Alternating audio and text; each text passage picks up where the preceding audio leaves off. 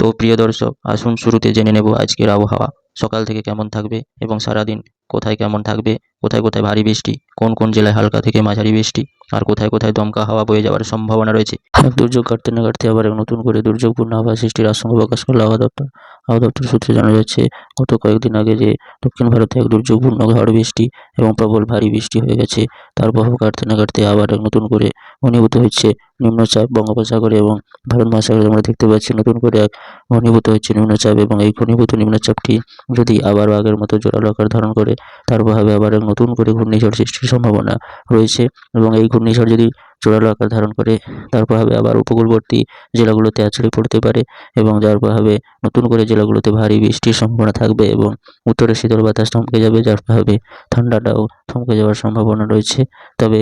এই ঘূর্ণিঝড়টি কোন দিকে অগ্রসর হতে পারে এবং তার প্রভাবে কোন কোন জেলাগুলোতে আবার নতুন করে দুর্যোগ সৃষ্টি হওয়ার সম্ভাবনা রয়েছে, তা এই মুহূর্তে আবহাওয়া সূত্রে জানানো যায়নি। তবে ঘূর্ণিঝড়টি যদি জোরালো আকার ধারণ করে, তার প্রভাবে আবার এক নতুন করে দুর্যোগপূর্ণ হাওয়া সৃষ্টির সম্ভাবনা রয়েছে, এবং এটা কতটা শক্তিশালী আকার ধারণ করবে এবং কোন দিকে অগ্রসর হবে, কোথায় আছড়ে পড়বে, তার প্রভাবে কোন কোন জেলাতে ভারী সতর্কতা থাকবে, এই আপডেটগুলো আগামী পরবর্তী আপডেট আমরা জানিয়ে দেওয়া হবে এই ভিডিওর মাধ্যমে।